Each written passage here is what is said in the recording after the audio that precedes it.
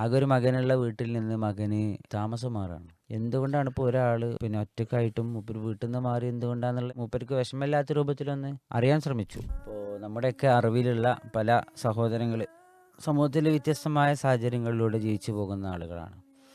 അപ്പോൾ വളരെ ഉമ്മാനെയൊക്കെ വളരെ ഇഷ്ടപ്പെടുന്ന ഉമ്മാക്ക് വേണ്ടി എന്തും ചെയ്യാൻ തയ്യാറുള്ളൊരു മകൻ, നല്ല ആദർശ ശുദ്ധിയുള്ളൊരു മനുഷ്യനാണ്. അപ്പോൾ കല്യാണമൊക്കെ കഴിച്ചതിന് ശേഷം ജീവിതമൊക്കെ ഇങ്ങനെ ഭംഗിയായിട്ട് പോകുമ്പോൾ ഒരു ദിവസം വളരെ പെട്ടെന്ന് കുറച്ച് മാസങ്ങൾക്കോ അല്ലെങ്കിൽ വർഷങ്ങൾക്കോ ശേഷമാണ്, ഉം. വിവാഹം കഴിച്ചതിന് ശേഷമാണ്, ആകെ ഒരു മകനുള്ള വീട്ടിൽ നിന്ന് മകന് താമസം മാറാണ്. വേറെ വീട്ടിലേക്ക് ആ, പോവാണ്. ഒരൊറ്റ മകനുള്ള ഉം, ഉം. ഒരു ഫാമിലി ആവുമ്പോൾ സാധാരണ നമ്മൾ രക്ഷിതാക്കളുടെ കൂടെയാണല്ലോ അതെ. സ്വന്തം ഉണ്ടാകാറുള്ളത്. വീട്ടിലാണെങ്കിൽ അവിടെ അതെ, തന്നെ ഉണ്ടാവും അത്. അവരെ കൂടെ ഉണ്ടാവണം, അവരെ നോക്കണം, അവരെ കാര്യങ്ങൾ ചെയ്യാനൊക്കെ ഏറ്റവും അവർ കൂടെ ഉണ്ടാവുക എന്നുള്ളതാണ്, അല്ലെങ്കിൽ അവർ നമ്മളെ കൂടെ ഉണ്ടാവുക അതെ, എന്നുള്ളതാണല്ലോ നമ്മൾ സ്വീകരിക്കുന്ന രീതി. അതെ. പക്ഷേ ഇവിടെ മകന് എന്തിയാന്ന് വെച്ചാൽ പിന്നെ ഭാര്യനെയും കൂട്ടിങ്ങാണ്ട് ഒരു വാടക കോട്ടേഴ്സിലേക്ക് മാറാണ്. ആ. അപ്പോൾ സ്വന്തം അവിടെ വീടുണ്ട്. സാധാരണ ഒരു ആൺകുട്ടി മാത്രമാകുമ്പോൾ ആ വീട് കൊണ്ടെടുക്കുന്നതും ആ വീടിൻ്റെ അവകാശിയായി മാറുന്നതൊക്കെ നമ്മുടെ നാട്ടിൻ്റെ ഒരു നടപ്പനുസരിച്ചിട്ട് ആ മോൻ തന്നെയാണ് ആ അത്. മോനായിരിക്കും. പക്ഷേ ഇവിടെ നേരെ തിരിച്ച് സംഭവിക്കുകയാണ്. എന്നാൽ ഉമ്മയോട് വലിയ പ്രശ്നങ്ങളോ പ്രയാസങ്ങളൊന്നുമില്ല. പക്ഷേ മനുഷ്യരാണല്ലോ, മനുഷ്യന്മാർക്ക് പല വീക്ക്നെസ് ഉണ്ടാവുമല്ലോ. അത് ഉമ്മാർക്കാണെങ്കിലും ആ, പിന്നെ നമ്മുടെ ഭാര്യമാർക്കാണെങ്കിലും ഒക്കെ നമ്മൾ ഓരോരുത്തരും ശ്രദ്ധിക്കേണ്ട കാര്യങ്ങളാണ്. ഇവിടെ ഞാനിങ്ങനെ ഒന്ന് അന്വേഷിച്ച് നോക്കി, കാരണം നമുക്ക് കുറച്ച് അടുത്ത് പരിചയമുള്ള ഒരാളാണ്. ഉം. എന്തുകൊണ്ടാണ് ഇപ്പോൾ ഒരാൾ പിന്നെ ഒറ്റക്കായിട്ടും മൂപ്പര് വീട്ടിൽ നിന്ന് മാറി എന്തുകൊണ്ടാണെന്നുള്ളത് നമ്മളൊന്ന് സ്വാഭാവികമായിട്ട് മൂപ്പർക്ക് വിഷമമില്ലാത്ത രൂപത്തിലൊന്ന് അറിയാൻ ശ്രമിച്ചു. കാരണം ജെന്യൂനായൊരു കാരണമില്ലാതെ മൂപ്പര് അങ്ങനെ ചെയ്യില്ല എന്ന് നമുക്കുള്ള ഒരു ധാരണ ഉണ്ടായിരുന്നു. അപ്പോൾ ഞാൻ അങ്ങനെ ആലോചിച്ച് നോക്കിയത് എന്താ വെച്ചാൽ, സാധാരണ നമ്മൾ ഭാര്യമാരുടെ സംസാരവും പെരുമാറ്റം രീതികളൊക്കെ അത് പ്രയാസങ്ങൾ ഉണ്ടാക്കാറുണ്ട്. ഭാര്യമാർ നിർബന്ധിച്ചിട്ട് നമ്മൾ വീട് മാറിപ്പോക്കാറുണ്ട്. അങ്ങനത്തെ ചില ആളുകളൊക്കെ അങ്ങനെയുള്ള ജീവിതമുണ്ട്. പക്ഷെ ഇവിടെ പ്രശ്നം അതൊന്നുമല്ല. ഭാര്യ വളരെ ഡീസൻ്റാണ്. എന്ന് പറഞ്ഞാൽ അവരങ്ങനെ കൂടുതൽ സംസാരിച്ച് പ്രയാസപ്പെടുന്ന അങ്ങനെ ഒരു വായാടി അല്ല. അതെ. ആ, വളരെ പക്വമായി പെരുമാറുന്ന. പക്ഷേ ഈ സാധാരണ നമ്മൾ ഉമ്മാരെക്കുറിച്ച് ഒരു കുറ്റം പറയുക എന്നുള്ള രൂപത്തിൽ ഒരിക്കലും അതിനെ കാണാനൊന്നും കഴിയില്ല. ചില ആളുകൾ അങ്ങനെയാണല്ലോ. ചില ആളുകൾക്ക് ഒരു പക്ഷേ ഒരു വീക്ക്നെസ് ഉണ്ടാവാം, അതവർ മാറ്റൂല. അപ്പം അതിൻ്റെ ഭാഗമായിട്ട് ഒരു പ്രയാസങ്ങൾ ഉണ്ടായതാണ്. ചുരുക്കി പറഞ്ഞാൽ അൽഹാക്കു മുത്തക്കാസുർ അല്ലേ, ഉം. കുത്തി പറയുന്നവർക്ക് നാശം എന്നാണല്ലോ.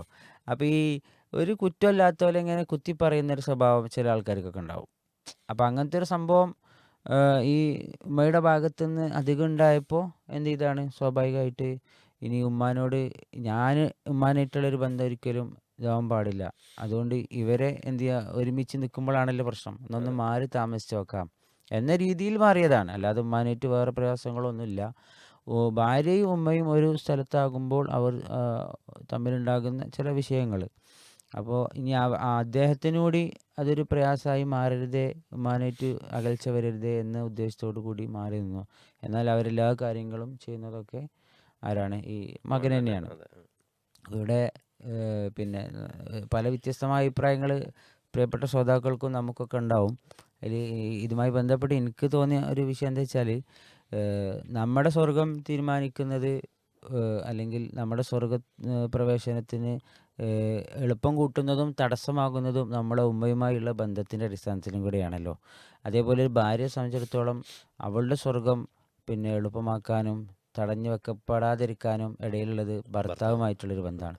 അപ്പോൾ ഈ രണ്ട് പിന്നെ പേർക്കും സ്വർഗം കിട്ടണമെങ്കിൽ തീർച്ചയായിട്ടും അവിടെ എന്ത് വേണം, ഭാര്യയ്ക്ക് ഭർത്താവിനെ ഉറപ്പിക്കാതെയും പോകണം, മകന് ഉമ്മയെ ഉറപ്പിക്കാതെയും മുന്നോട്ട് പോകണം. പക്ഷെ അതിന് രണ്ടുപേർക്കും ഇടയിൽ തടസ്സമാക്കുന്നത് ഒരു സ്ഥലത്ത് താമസിക്കുന്നതാണെങ്കിൽ അതിന്ന് മാറി നിൽക്കാം എന്നൊരു തീരുമാനത്തിലേക്ക് അദ്ദേഹം എത്തിയതാണ്. തികച്ചും ഇസ്ലാമികമായിട്ട് ആലോചിച്ച് എടുത്തൊരു തീരുമാനം തന്നെയാണ്. അതെ. പ്രത്യക്ഷത്തിൽ ഇപ്പോൾ ഇത് കേൾക്കുമ്പോൾ നമുക്ക് മനസ്സിലാവുക ഒരു നന്മയ്ക്ക് വേണ്ടിയിട്ടാണ് അവർ വിട്ടുനിന്നത്. യെസ്.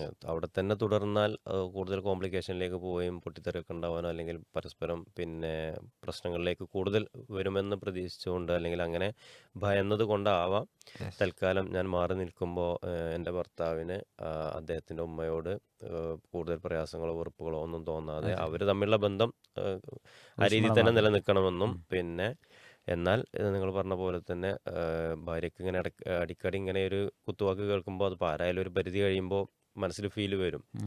ചിലപ്പോൾ ഇതുവരെ പ്രതികരിക്കാത്ത ആളാണെങ്കിലും ചിലപ്പോൾ പ്രതികരിച്ചു പോകും. ഉം. അങ്ങനെയാണല്ലോ. അതെ. കുറേ കഴിയുമ്പോൾ ഒരു പരിധി കഴിഞ്ഞാൽ ക്ഷമ വിട്ട് കഴിഞ്ഞാൽ ആരെങ്കിലുമൊക്കെ എന്തെങ്കിലും ചിലപ്പോൾ പറയുന്നില്ല. അപ്പോൾ അതൊക്കെ മുന്നിൽ കണ്ടുകൊണ്ട് ഒരു നന്മ ഉദ്ദേശിച്ചതുകൊണ്ട് അല്ലേ, അതുകൊണ്ട് ഒരു ഗുണം കിട്ടുമെന്ന് പ്രതീക്ഷിച്ച് പോയ ആളാണ് എന്നാണ് നമ്മൾ മനസ്സിലാക്കുന്നത്. അതപ്പോൾ ഇത് പലപ്പോഴും നമ്മൾ കുടുംബങ്ങളിലൊക്കെ പ്രയാസങ്ങൾ വരുമ്പോൾ ഇതുപോലെ ബുദ്ധിപൂർവ്വം കൈകാര്യം ചെയ്യുന്നതാണ് എപ്പോഴും നല്ലത്. യെസ്.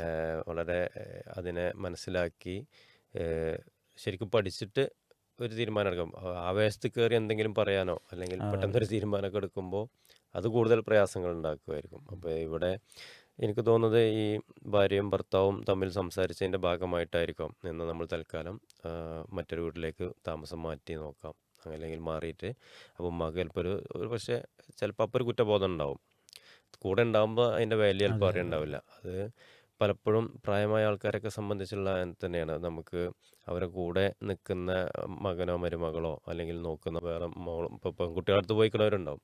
ഉം. പക്ഷെ സ്ഥിരമായിട്ട് നിൽക്കുന്ന ആൾക്കാരെ കുറിച്ച് അവർക്ക് വലിയ മതിപ്പുണ്ടാവില്ല. വേറെ ആരെങ്കിലുമൊക്കെ എപ്പോഴെങ്കിലും വന്ന് എന്തെങ്കിലും ചെറിയ സഹായങ്ങളൊക്കെ ചെയ്ത് ഹെൽപ്പൊക്കെ ചെയ്ത് വലിയ കൊടുക്കുമ്പോൾ കാര്യമാവും അല്ലേ? അവരെ ഭയങ്കര ഇതായിരിക്കും. അപ്പോൾ നേരെ മറിച്ച് അവിടെ നിന്നാണ് വിട്ട് മാറി നിൽക്കുമ്പോഴാണ് അവർ മനസ്സിലാക്കുക, ഓ അവന് കൊണ്ടുള്ള ഒരു പ്രയാസവും ഇതൊക്കെ അപ്പോഴാണ് ആ സ്നേഹമൊക്കെ അപ്പോഴാണ് ഉള്ളിൽ നിന്ന് ഇങ്ങോട്ട് വരിക. മറ്റേത് കൂടെ നിൽക്കുമ്പോൾ അത്ര അതെ. തിരിച്ചറിയാൻ ഒരു പക്ഷേ അതെ. കഴിയുണ്ടാവില്ല. പിന്നെ എനിക്ക് മനസ്സിലായ കാര്യം എന്താ വെച്ചാൽ, ഇപ്പോൾ ആ ഉമ്മാക്ക് ആ ഉമ്മയുടെ ഭർത്താവ് അല്ലേ, ആ ആ വീട്ടിലെ കുടുംബനാഥൻ, അവർ എത്രത്തോളം താങ്ങും തണലുമായി മാറുന്നു പരസ്പരം അങ്ങോട്ടും ഇങ്ങോട്ടും, അതുപോലെ എൻ്റെ മകനും എൻ്റെ ജീവിതശേഷവും അത്തരത്തിലുള്ളൊരു താങ്ങും തണലും സപ്പോർട്ടും ഒക്കെ ആയി നിൽക്കേണ്ട ആളാണ് അവൻ്റെ ഭാര്യ അഥവാ എൻ്റെ മരുമകൾ എന്ന ഒരു ഉം, ചിന്തയിൽ അവിടെ ഒരു എന്താ പറയുക, ചില വലിയ പ്രായം ആവണമെന്നില്ല ഉം. ഇങ്ങനെയുള്ളൊരു സ്വഭാവത്തിന്, അല്ലെങ്കിൽ ഇങ്ങനെയുള്ളൊരു വീക്ക്നെസ്സിന് ഒരു പ്രായം കൂടുതലാവണമെന്നൊന്നുമില്ല. നമ്മൾ ചില മാറ്റങ്ങൾ നമ്മുടെ ജീവിതത്തിൽ വരുത്താതെ കൊണ്ടുപോകുമ്പോൾ ചില പ്രശ്നങ്ങളാണ് അല്ലേ. അതെ. നമ്മൾ ഈ പിന്നെ സ്വഭാവത്തെ നമുക്ക് മാറ്റിയെടുക്കാൻ പറ്റണം, മനോഭാവത്തിൽ നമ്മൾ മാറ്റിയെടുക്കാൻ. അല്ലാതെ അവിടെ ഒരു പിന്നെ ഇപ്പം മകന് എനിക്കുള്ള സ്നേഹം കുറഞ്ഞു പോകുമോ എന്ന് വിചാരിച്ച്, പ്രത്യേകിച്ച് ഒരു മകനൊക്കെ ആകുമ്പോൾ അങ്ങനെ ഒരു സംഭവം അവിടെ വീട്ടിൽ സംഭവിക്കുന്നുണ്ടെന്നുണ്ടെങ്കിൽ അവിടെ ഒന്ന് പരിശോധിക്കപ്പെടേണ്ട ഒരു വിഷയമാണ് ആരുടെ അടുത്താണ് തെറ്റെന്നുള്ളത്. എന്നുവെച്ചാൽ അത് ആരെങ്കിലും കേസ് തീർക്കാൻ വിളിക്കലല്ല, അല്ല. സ്വയം ഒന്ന് ചിന്തിക്കേണ്ട ആവശ്യമുള്ളൂ. കാരണം എനിക്കൊന്ന് വയ്യാതായി പ്രയാസപ്പെടുന്ന സമയത്ത് എൻ്റെ അടുത്ത് എൻ്റെ ആകെ ഏക മകനും കുട്ടികളും ഇല്ലാത്തൊരവസ്ഥ ഉണ്ടാവുക എന്നുള്ളത് ഇന്ത്യയും കൂടെ ഒരു മോശമാണല്ലോ എന്ന് സ്വയം ഒരു വിലയിരുത്തിക്കൊണ്ട് അത്തരം തെറ്റുകളെ തിരുത്തി മുന്നോട്ട് പോകാനാണ് ശ്രമിക്കണം. ശ്രമിക്കേണ്ടത്.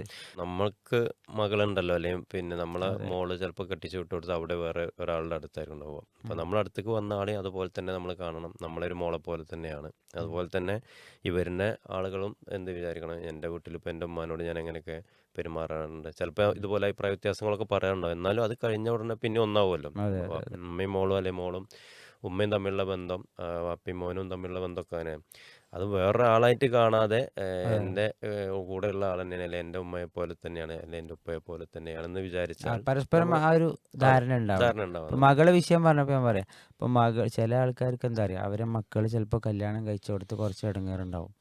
അപ്പോൾ ഇവിടെ വന്ന മരുമക്കൾ എന്ത് ചെയ്യും, എൻ്റെ മോളാടെ പ്രയാസപ്പെടില്ല, ഓൾ അങ്ങനെ അവിടെ സൂയിക്കണ്ട എന്ന അർത്ഥത്തിൽ നമുക്ക് ചിന്തിക്കുന്നവരും ഉണ്ടാകാം. അവർ നിങ്ങൾ മനസ്സിലിരിപ്പം നമുക്കറിയില്ലല്ലോ. അതെ നിങ്ങൾ സൂചിപ്പിച്ച പോലെ അതൊക്കെ ചില ആളുകളുടെ മനോഭാവത്തിൻ്റെ അതാണ് പ്രശ്നമാണ്. അതാണ് അതിപ്പോൾ ഓരോരുത്തർക്കും ഓരോ രീതിയിൽ പടച്ചോൻ കൊടുത്തിട്ടുണ്ടാവും. അത് കുറച്ച് കഴിഞ്ഞാൽ ചിലപ്പോൾ ഹെയർ വരും. അതൊരു പരീക്ഷണത്തിൻ്റെ ഭാഗമാണെന്നൊക്കെ വിചാരിച്ച് നന്മയിൽ കൂടുതൽ ശ്രദ്ധിക്കാൻ വേണ്ടി നമ്മൾ ശ്രദ്ധ കൊടുത്താൽ, നന്മയിലായിട്ട് മുന്നോട്ട് പോകാൻ വേണ്ടി ശ്രദ്ധിച്ചാൽ കുറേ ഒരു പരിധി വരെയൊക്കെ പ്രശ്നങ്ങൾക്ക് ശ്രദ്ധിക്കാൻ പരിഹാരം കഴിയും. ഉണ്ടാവും. അതോടൊപ്പം നമ്മൾ നമ്മുടെ ജീവിതത്തെക്കുറിച്ചൊന്ന് ആലോചിക്കുക. ഏത് സെക്കൻഡിലും തീർന്നു പോകുന്നൊരു ജീവിതമാണ്. നമ്മൾ നമ്മുടെ മരണശേഷം നമ്മെക്കുറിച്ച് ഓർക്കുന്നവർ നമ്മെ ഒരു വെറുപ്പോടെയും അല്ലെങ്കിൽ ഒരു ദേഷ്യത്തോടെയും ഓർക്കാനുള്ള ഒരു സാഹചര്യമല്ല ജീവിച്ചിരിക്കുമ്പോൾ നമ്മൾ ഉണ്ടാക്കേണ്ടത്. അതാണ് ഏറ്റവും വലിയ പോയിന്റ്. അതെ അതെ. കാരണം ഇതിപ്പോൾ മരുമകളാണോ അല്ല നമ്മളാണോ, ഉം, ആരാണ് ആദ്യം മരിച്ചു പോകാന്ന് അറിയില്ലല്ലോ ഉം. അല്ലേ. അപ്പോൾ അതെ നമ്മളെങ്ങനെ ഓർക്കുമ്പോൾ അത് മരിച്ചത് നന്നായി എന്ന രൂപത്തിൽ പറയരുത്. അതെ. പറയാനുള്ള ഒരു കാരണമാക്കിയിട്ട് ഇടവരാതെ. ഉള്ള ഒരു സ്വഭാവം സാഹചര്യങ്ങൾ ഉണ്ടാക്കാതിരിക്കുക. അത് ഭാര്യയും പിന്നെ അമ്മായിമ്മയും മരുമകളും തമ്മിൽ മാത്രമല്ല, അല്ല അതെ. മക്കളാണെങ്കിലും ആരാണെങ്കിലും അങ്ങനെയുള്ള സംഭവം നമ്മൾ ശ്രദ്ധിക്കേണ്ട ഒരു കാര്യമാണ്. നമ്മളൊരു സുഹൃത്താണെങ്കിലും അയൽവാസിയാണെങ്കിലും അയൽവാസി മരിച്ചത് നന്നായി എന്ന് നമ്മളെക്കുറിച്ച് മറ്റുള്ളവർ പറയാൻ കാരണം ആണെന്നുണ്ടെങ്കിൽ അല്ലേ, അതെ. അൽ മുസ്ലിമു മൻ സലിമൽ മുസ്ലിമു മിൻ ലിസാനിഹി വയദിഹി എന്നാണല്ലോ. അതെ. അപ്പോൾ ആ ഒരു ഹദീസിൻ്റെ അടിസ്ഥാനത്തിൽ മുസൽമാനായിട്ടുള്ള ആർക്കും അവിടെ നമ്മളതിന്റെ ഒരു ശല്യം അതെ ഉണ്ടാവും. അങ്ങനത്തെ കാര്യങ്ങളെക്കുറിച്ച് നാവിൽ നിന്നും ഈ നാവ് കൊണ്ടാണല്ലോ കുത്തുവാക്ക് പറയുന്നത് അല്ലേ. പിത്തനെ കൂടുതൽ വരും. യെസ്. അപ്പോൾ അത് ബന്ധങ്ങൾക്ക് അപ്പുറത്തൊരു മുസ്ലിമായി മരിച്ചു പോകണമെങ്കിൽ ഈ ഒരു ഹദീസിനെ നമ്മുടെ ജീവിതത്തിലേക്ക് എടുത്തു വെക്കണം എന്ന് കൂടി നമുക്ക് പറയാൻ പറ്റും.